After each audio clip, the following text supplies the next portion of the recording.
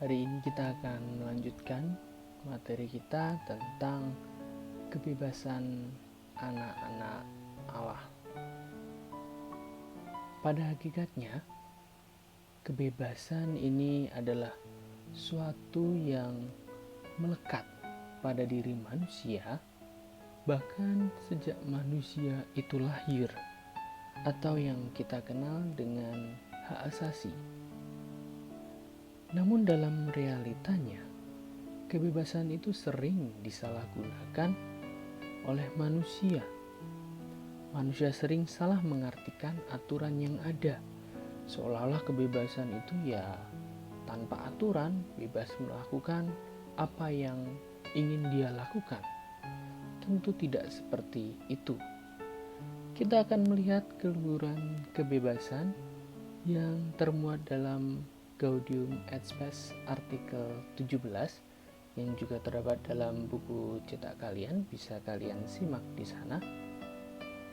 Aturan yang semula diciptakan untuk ketentuan dalam menciptakan kebebasan, ketentraman, dan kedamaian ini dibelokkan untuk menindas orang lain.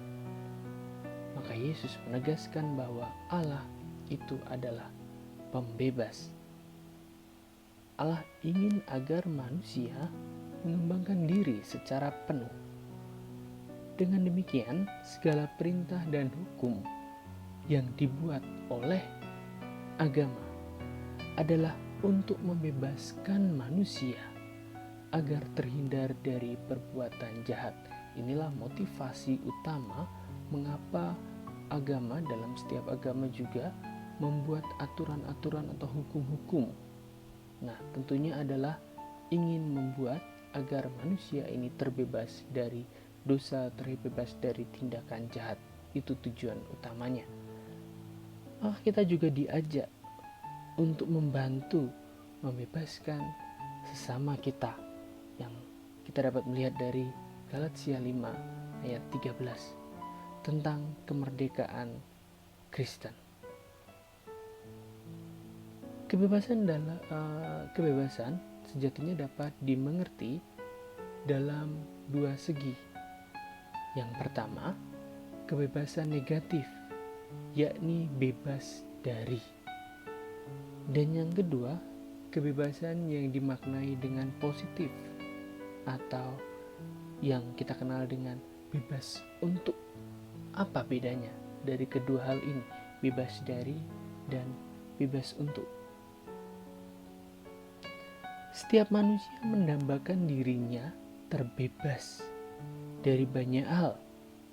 Bebas dari rasa lapar, bebas dari sakit, bebas dari siksaan, beban, bebas dari manapun. Dia ingin sebebas-bebasnya dan terhindar dari tekanan-tekanan yang menimpa dirinya. Kita juga bebas untuk melakukan segala sesuatu yang baik dan yang berguna. Bebas untuk menolong, mengeluarkan pendapat, mengasihi, dan lain sebagainya. Maka kebebasan itu dapat diartikan, dapat dilihat dari dua sisi, kebebasan yang positif dan kebebasan yang negatif. Berkat kebebasan yang demikian, sebagai citra Allah yang bermartabat luhur, berkat kebebasannya pula, manusia dapat mengembangkan dirinya menuju kesempurnaan berkat pilihan-pilihan yang dimilikinya, tentu saja dengan kebebasan positif yang dimilikinya. Kebebasan yang kita miliki tidak pernah bebas dalam arti yang sepenuhnya. Kebebasan yang kita miliki selalu berhadapan dengan norma atau aturan yang berlaku di dalam masyarakat dan agama. Maka kebebasan perlu dijalankan secara bertanggung jawab. Norma atau aturan bukan merupakan penghalang kebebasan, Sebab norma berfungsi untuk mengatur supaya kehidupan bersama ini berjalan dengan baik dan saling menghargai kebebasan, menjamin kebebasan masing-masing individu. Maka kita mau belajar dari kitab suci, dari Matius 4 ayat 18 sampai 19 dan Galatia 5 ayat 13 sampai 15. Maka berkat sakramen baptis, kita juga diangkat menjadi anak-anak Allah yang bebas dan merdeka. Kita terbebas dari dosa, dari hukuman yang menghambat relasi antara manusia dan Allah, dan dari kematian kekal. Kita menjadi pribadi yang bebas untuk mengasihi dan melayani Allah dan sesama. Pandangan Kristiani tentang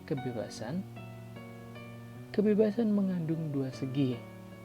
Di satu pihak, manusia memang harus bebas dari hal yang mengekang, yang menghambat dirinya untuk berkembang dan mengaktualisasikan diri. Di lain pihak, manusia juga harus bebas untuk melakukan segala sesuatu yang baik dan benar dalam upaya membawa dirinya menuju kesempurnaan. Maka, kebebasan menjadi sarana untuk mendekati Allah. Kebebasan harus dijalankan sesuai dengan kehendak Allah sendiri. Kebebasan sejati pada dasarnya merupakan kebebasan sebagai anak-anak Allah sebagaimana yang diwartakan oleh Yesus. Perjuangan Yesus untuk menegakkan kebebasan sejati adalah bahwa Ia berjuang membebaskan semuanya sekalipun Ia kehilangan kebebasannya sendiri, yaitu Dia harus mati di kayu salib.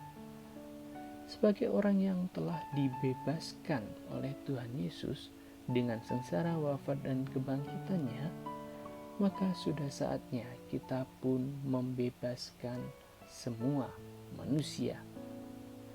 Maka pesannya adalah bagaimana kita dapat menggunakan kebebasan kita untuk memerdekakan diri kita, bebas untuk berbuat baik, menolong sesama, memiliki kepedulian terhadap sesama, bebas untuk melakukan hal-hal yang baik, bukan bebas dari, yaitu kebebasan yang negatif yang membuat kita atau rasa ingin bebas dari, misalnya bebas dari tugas-tugas di sekolah, bebas dari pekerjaan-pekerjaan di rumah, ya, bebas dari aturan. Itu adalah kebebasan yang negatif.